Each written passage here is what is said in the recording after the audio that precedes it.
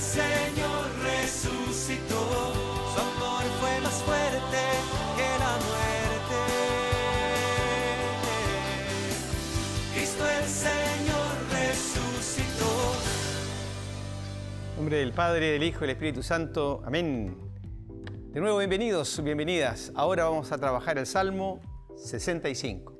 Espero que con estas dimensiones puedan iluminar vuestra vida espiritual, así anidar en una vida pastoral mucho más activa y también una contemplación de estos salmos que son textos maravillosos que el mismo Jesús también rezaba y sabía de memoria.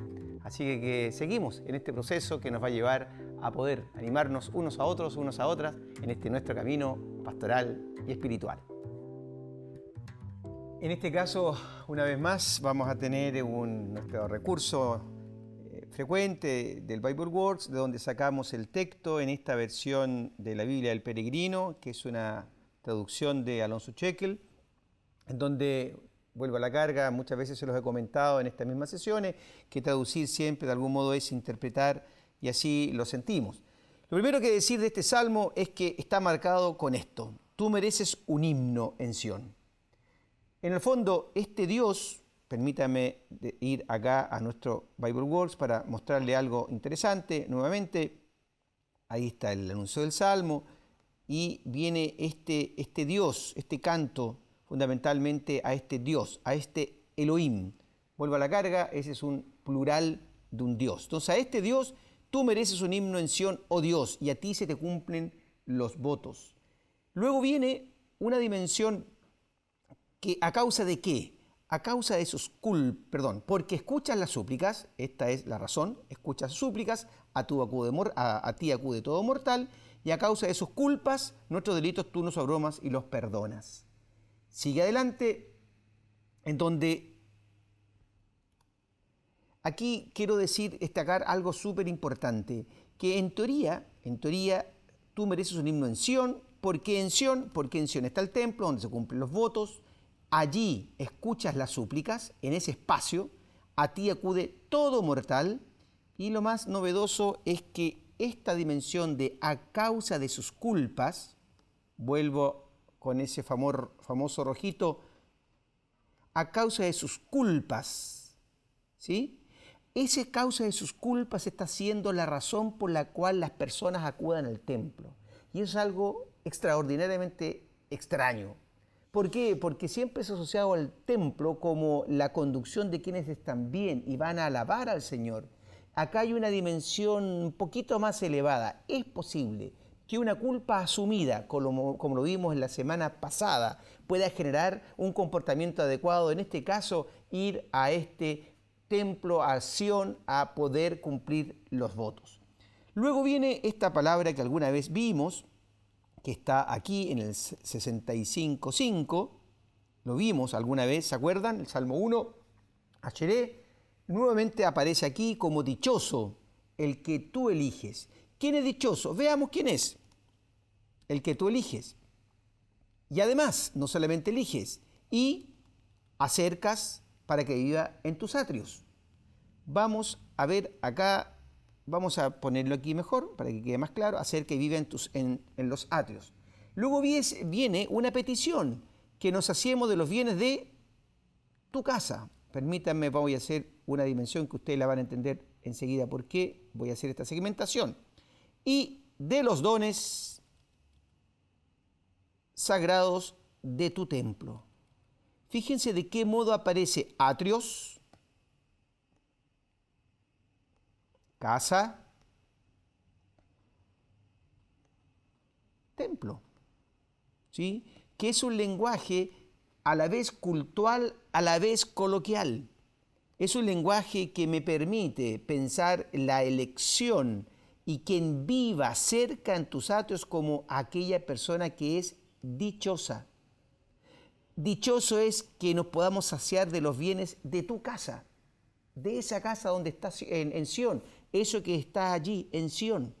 Vamos a destacar este himno porque no lo destaqué lo suficiente para poder relevarlo como este género de lo que es.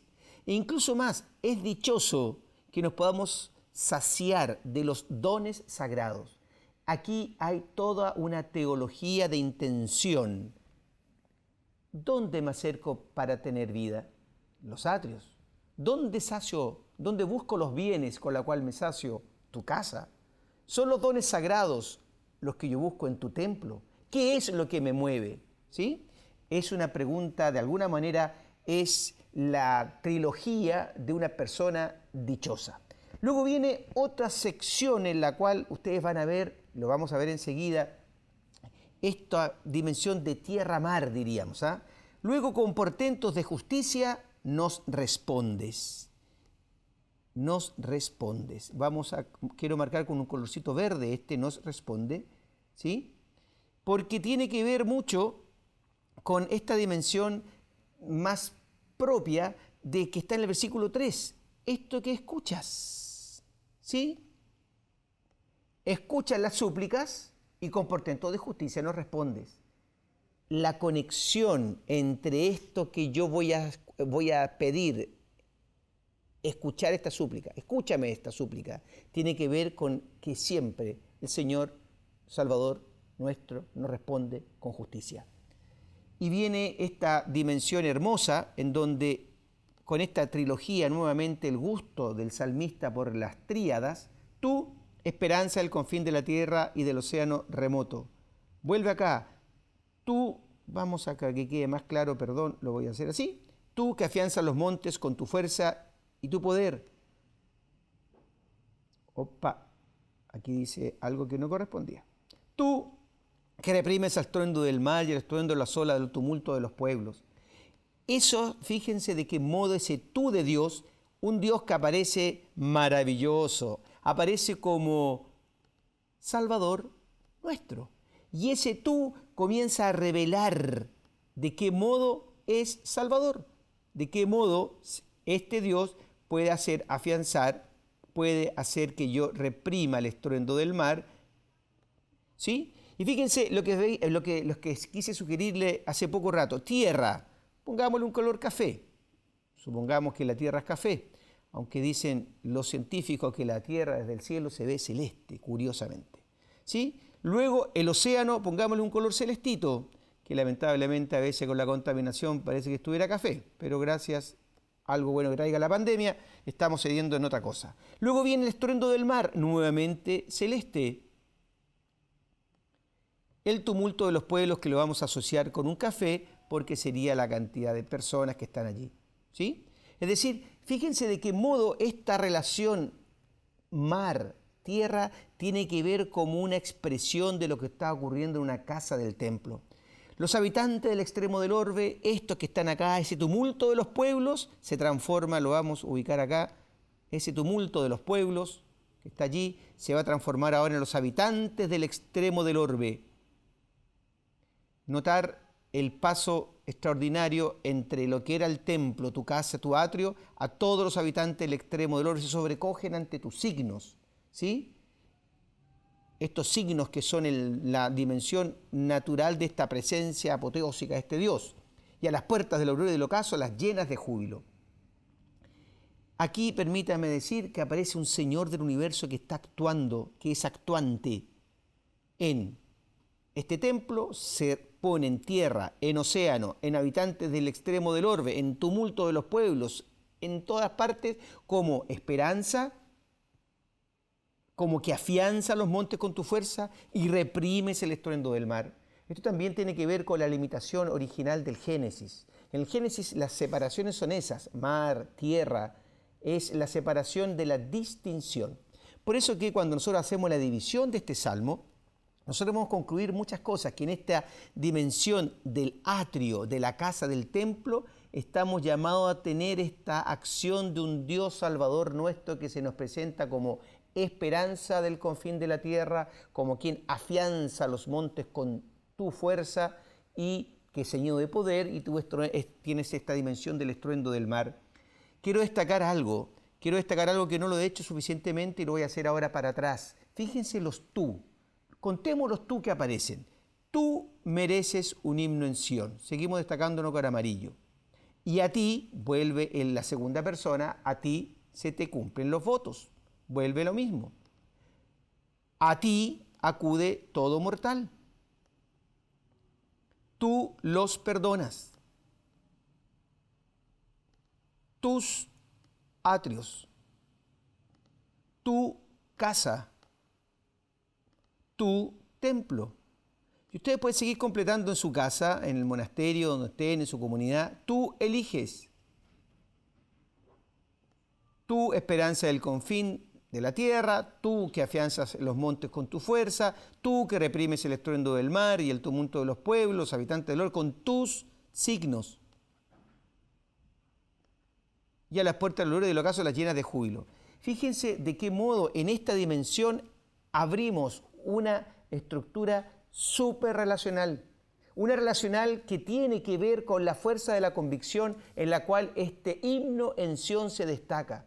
Porque escuchas las súplicas, porque a ti como destino final se acude a todo mortal, porque estas culpas pueden ser incluso una motivación para acercarse al templo, lo que no es ordinario en el tiempo de Israel, y que esta dimensión de delitos que nos abruman a nosotros, tú los perdonas.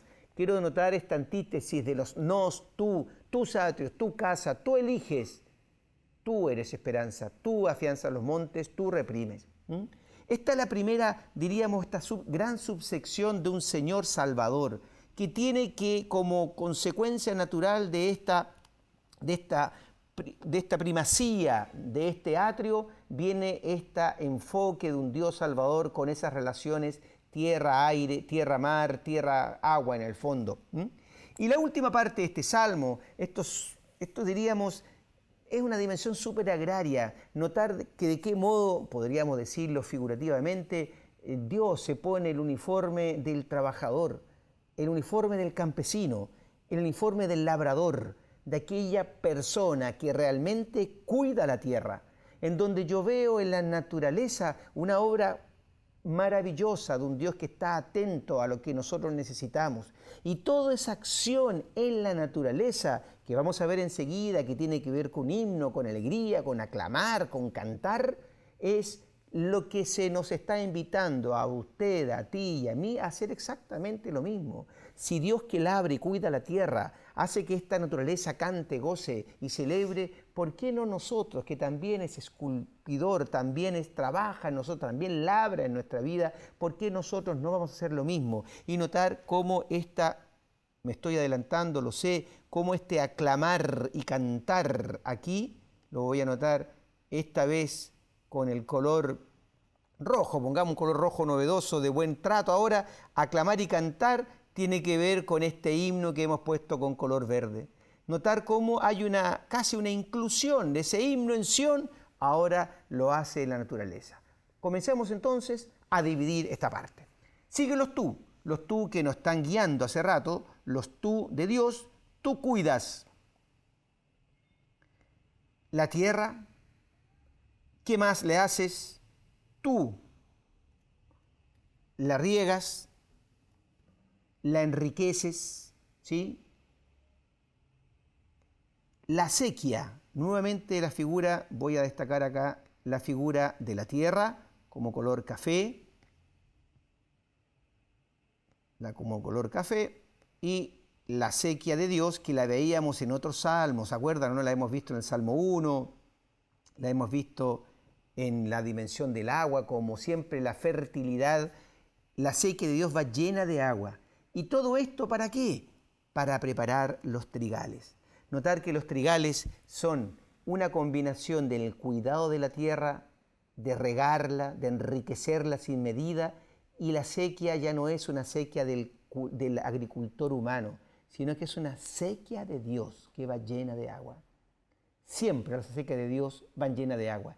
Y en ese cincel, en esta doble mano, tierra y agua, en donde este mismo Dios prepara los trigales. Y ya podemos intuir que esos trigales no van a ser sino súper y muy, muy fecundos.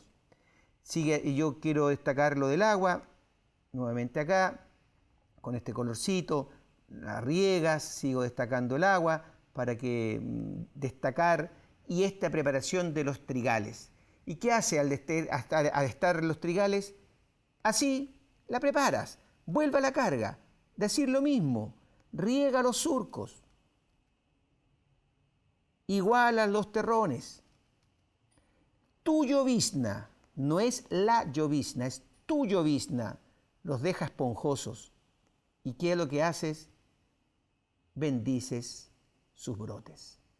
Entonces, notar de qué modo este Dios labrador está plenamente activo en la naturaleza, plenamente activo en disponer los dones que nos ha dado, agua y tierra, para darnos el alimento no solamente necesario, sino en abundancia.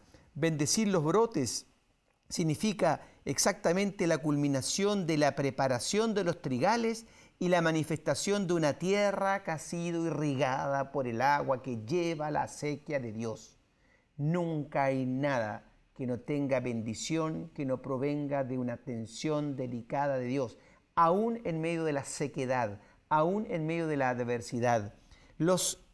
Fíjense las cosas que tiene acá, riega los surcos. Estos surcos, los que son del mundo agrícola sabrán lo que significa hacerlos. Él los riega. Aquí está nuevamente la conjunción que quiero destacar fuertemente en este salmo: agua y tierra, terrones, tierra. Luego, agua, llovizna. Y esta combinación siempre es tu llovizna, no es la llovizna en este caso. Y eso es bendición. Y la bendición viene claramente acá, en este salmo. Permítanme decirlo aquí, vamos al Bible Word, que ustedes ya conocen. Y esto es la bendición, ¿sí? La bendición es La bendición viene por, acá está, el berit, el baraj. Este que está acá, permita que decirlo, esto que está aquí, es la bendición. Una bendición que siempre tiene que ver con completar, con poder, con una sobreabundancia. Eso es la bendición. Bendición no es solo, como nos enseñaban, decir bien de alguien. No, es decir bien de alguien que nos hizo bien, que nos planificó una dimensión. Y ahora viene esta abundancia de pastos, de rebaños. Coronas el año con tus bienes. Estos son tus bienes. Y tus carriles resuman abundancia. La abundancia comienza a ser la bendición. Esto es lo que está expresando una abundancia totalmente plena. Notar, vuelva la carga con el resumen. Resuman los pastos del páramo. Fíjense de qué modo están los distintos accidentes geográficos. Me equivoqué acá, me salté una más. Están los páramos.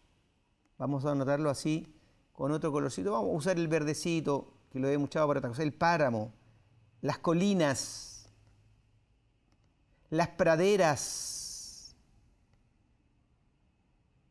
los valles.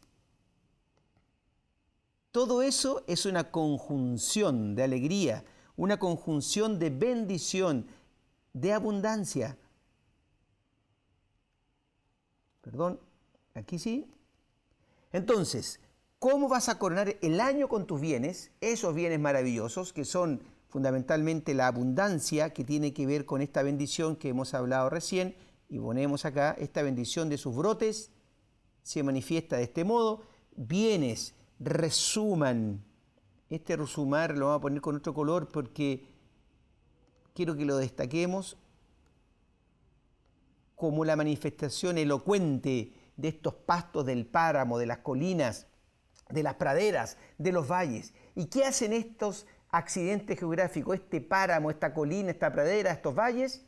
¿Qué hacen? Se han vestido de mieses, de frutos, se han vestido con el mejor vestido que puede vestirse la naturaleza, que son los frutos que Dios le está mandando. Y ese fruto aclama y canta. Les decía entonces en esta segunda parte de este salmo, que lo va a integrar ciertamente don Camel, destacar fuertemente esta dimensión de Dios como labrador, Dios como aquel que está cultivando, Dios como aquel que está vistiendo las mieses, y esas aclaman y cantan. ¿Y por qué no nosotros, con nuestra vida, aclamarle y cantarle? Un abrazo, que Dios nos bendiga. ¿Qué tal? Buenas tardes. Vamos a abordar en este momento el Salmo 65. Este salmo pertenece al género o familia de los himnos, con particularidades especiales que permiten que lo individual relegue lo genérico. Algunos especialistas han dividido este salmo postulando diferencias de tema y de estilo. Nosotros vamos a seguir la crítica que refuta esto y vamos a hablar del salmo como una unidad dividida en tres partes.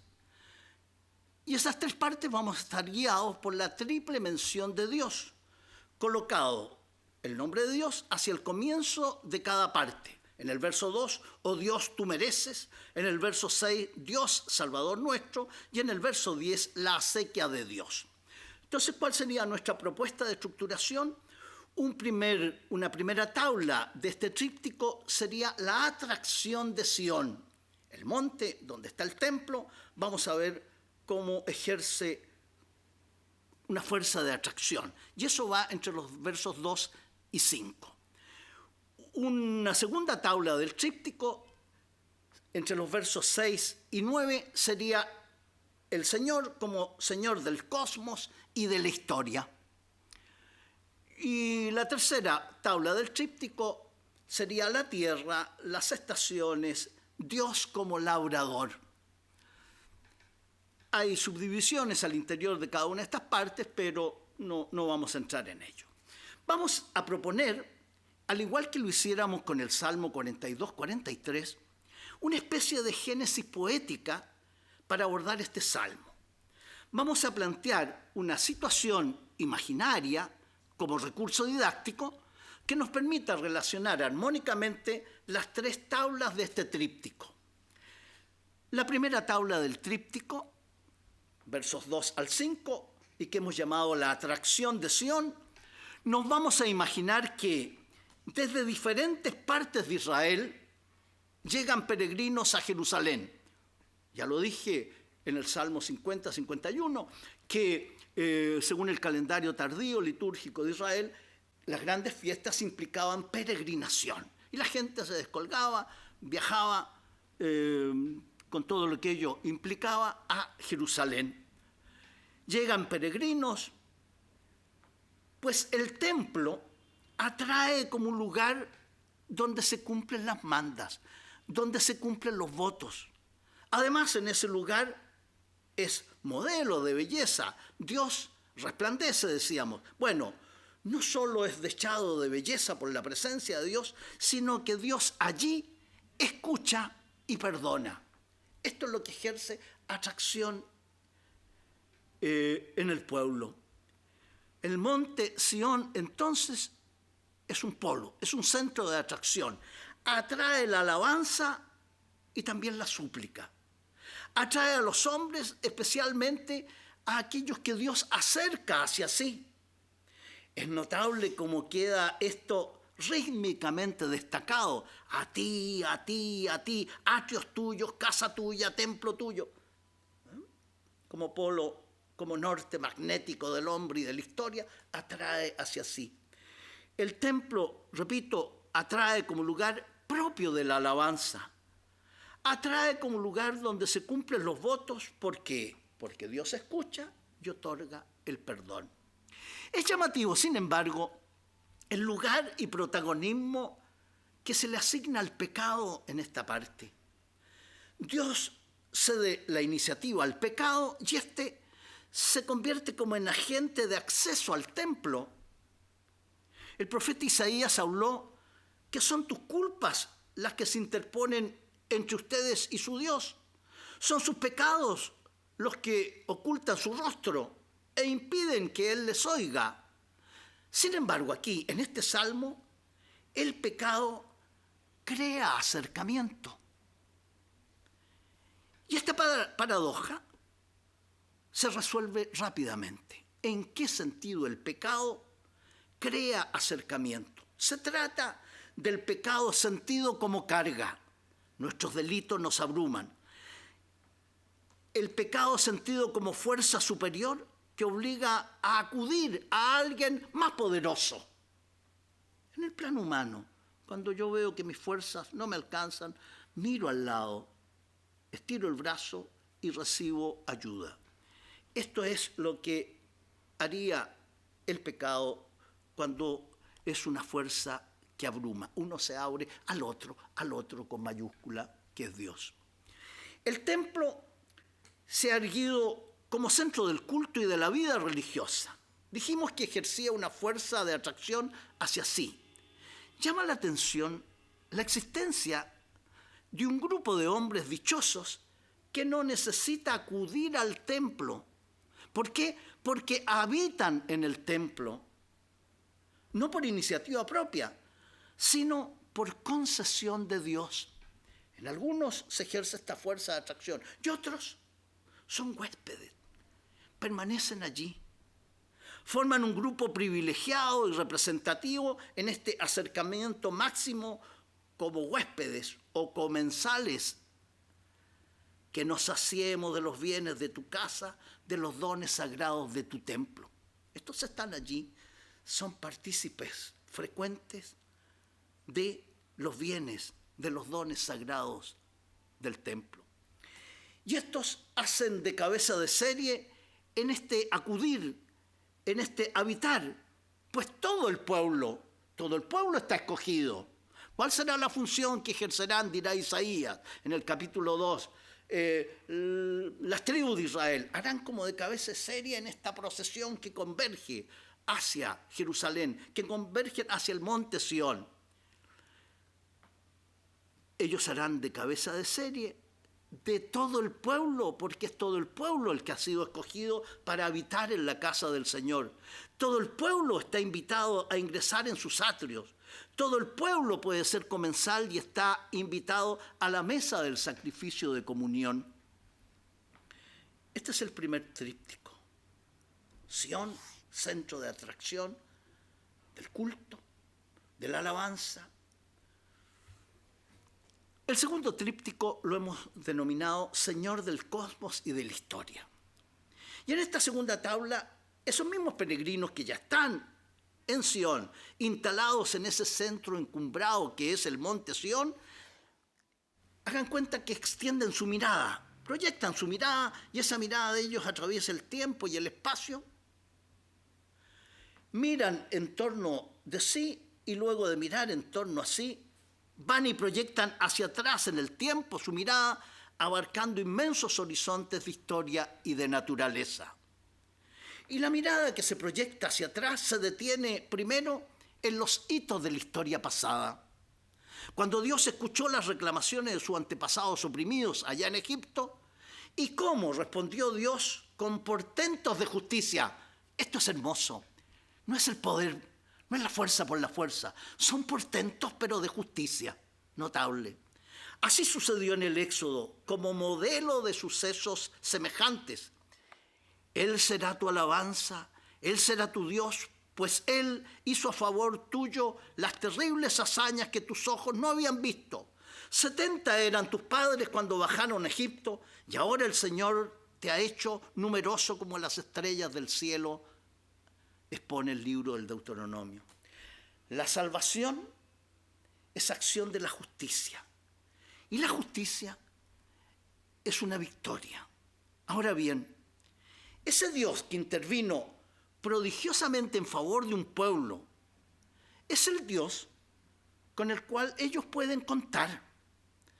Desde el extremo oriental de la tierra al extremo occidental del mar, tú, esperanza del confín de la tierra y del océano remoto.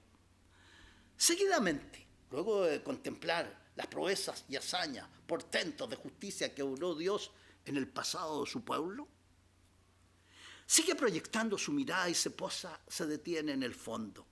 Se desplaza hasta los confines del tiempo y allí se detiene en el preciso instante en que Dios está creando.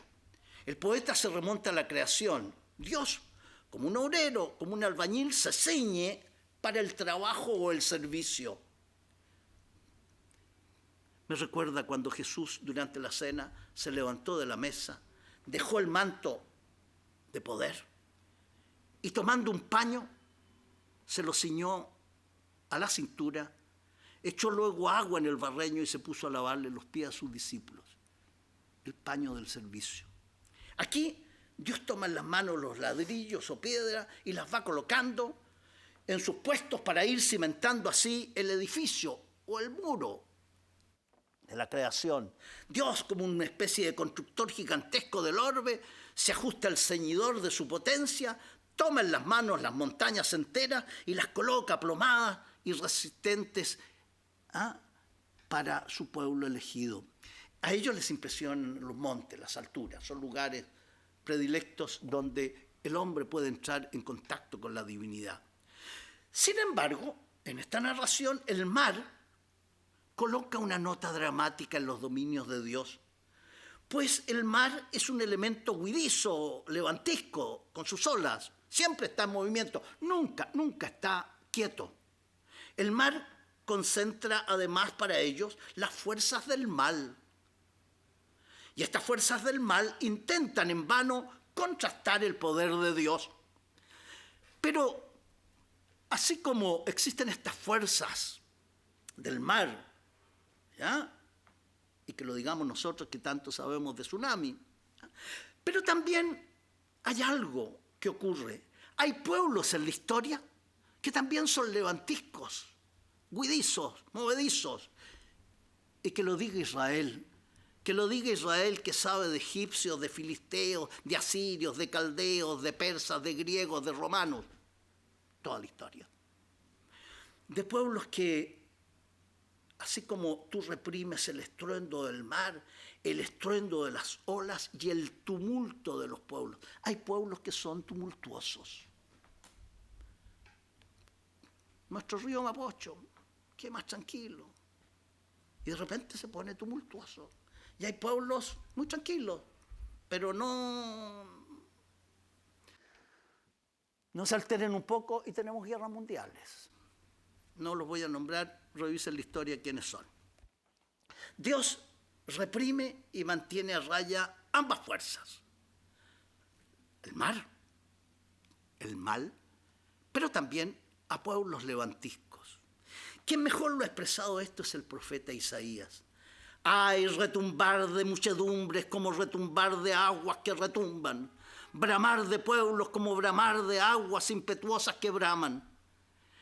Él les da un grito y huyen lejos, empujados como pasto del monte por el viento, como villanos por el vendaval. Al atardecer se presenta el espanto, antes de amanecer ya no existen. Tal es el destino de los que nos saquean, la suerte de los que nos despojan. Se cierra esta segunda tabla del díptico. Los habitantes del extremo del orbe se sobrecogen ante tu signo y a las puertas de la aurora y del ocaso las llenas de júbilo. Ante la intervención justa y salvadora de Dios, los habitantes se llenan de temor y de júbilo. Se trata, como diría Rudolf Otto, de una especie de experiencia luminosa, polar de la divinidad, misterio fascinante y tremendo que produce sobrecogimiento y confianza. Y concluye audazmente personificando a la aurora y al ocaso como testigos del júbilo, y a las puertas de la aurora y del ocaso las llenas de júbilo. Pasamos a la tercera tabla del tríptico, que la hemos denominado Señor de la tierra, de las estaciones, Dios laurador, los versos 10 al 14. Dijimos que este mismo hablante instalado allí en Sion proyectó su mirada, vio las obras, los prodigios, los portentos de Dios en la historia y en la creación. Ahora retrotrae su mirada y mira en su entorno. Y hay un cambio de escenario. La mirada que abarcaba inmensos horizontes de historia y naturaleza ahora se retrotrae y se detiene en el propio terruño del hablante. El Dios de la historia, de la naturaleza, es ahora su propio inquilino y laurador. La escena ha cambiado de ritmo. En vez de visiones gigantescas, abarcando inmensidades, el poeta acerca la mirada, la posa en su propio antejardín y allí descubre que el Dios de la naturaleza y de la historia, ahora con cariño, se afana en tareas agrícolas menudas en su propio entorno. Probablemente estamos en primavera y con la lluvia fecundante que ablanda los terrones prepara la tierra. ¿Se trata del mismo Dios anterior? ¿Será el mismo que depositaba plomo en las montañas, el que ahora se agacha para bajar terrones? Ciertamente. el Dios que afianza montes en acciones únicas y gigantescas, ahora prepara la tierra en acciones menudas y comedidas. Nos acercamos a la parte final de este Salmo 65. Sin duda, todo este poema gravita hacia esta parte final, pues es uno de los fragmentos descriptivos más notables, a mi modesto entender, del Salterio. Tú cuidas de la tierra, la riegas y la enriqueces sin medida. La sequía de Dios va llena de agua. Prepara sus trigales, así la preparas. Riegas los surcos, igualas los terrones, tu llovizna los deja esponjoso. Bendice sus brotes, coronas el año con tus bienes y tus carriles resuman abundancia. Resuman los pastos del páramo y las colinas se orlan de alegría. Las praderas se cubren de rebaño y los valles se visten de mieses que aclaman y cantan. Al concluir, resultan llamativas las acciones de Dios, pues forman un paradigma de 7 verbos. 6 de ellos tienen como complemento la tierra o sus productos, y el último verbo toma como complemento el año agrícola, jalonado por referencias a la lluvia. A esta acción septenaria de Dios responden en 7 verbos 5 zonas de la tierra: carriles, pastos, colinas, praderas, valles. Para cumplir así el número 7, se repite el verbo resumar, que es la respuesta agradecida a la lluvia. 3 verbos pertenecen al ámbito del vestir. Las colinas se orlan de alegría, que es el verdor de sus viñedos, de sus frutales.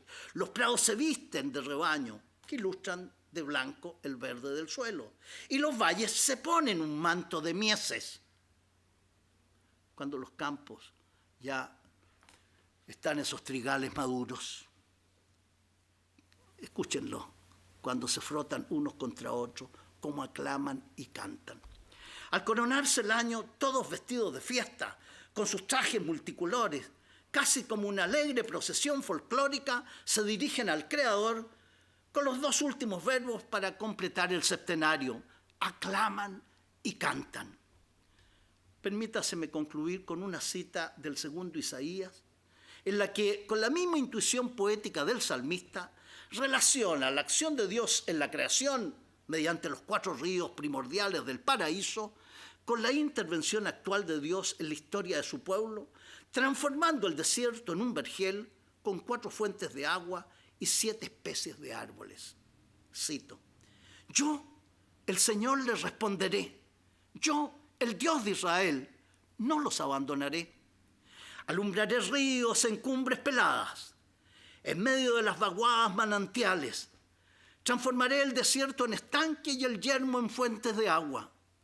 Pondré en el desierto cedros y acacias y mirtos y olivos, y plantaré en Lentepa cipreses junto con olmos y alerces, para que vean y conozcan, reflexionen y aprendan de una vez que la mano del Señor lo ha hecho, que el Santo de Israel lo ha creado. Quisiera dejarles unas preguntas para su trabajo, para su reflexión. ¿Podrías dar gracias por alguna ocasión en que hayas experimentado a Dios como quien escucha las súplicas y como lugar donde depositar tus culpas? No temas valorizar esos momentos como un tesoro maravilloso. ¿Cómo sientes a Dios en los diversos lugares de su presencia? En el templo, en la vida cotidiana, en la naturaleza, en la comunidad, en la iglesia, en la Eucaristía, en los pobres o en el prójimo en general, en tu superior o superiora. Al contemplar la naturaleza, el firmamento y toda la creación, ¿logras percibir en ello algo que Dios nos entrega y para que lo cuidemos y podamos orar con ello? Si la naturaleza toda aclama y canta, ¿crees tú que con tu vida cotidiana, puedes hacer lo mismo? ¿Aclama y canta a Dios? Pregúntate por qué sí, contéstalo, y pregúntate por qué no. Muchas gracias. Nos vemos, Dios mediante, en la próxima sesión. Buenas tardes. Cristo el Señor resucitó.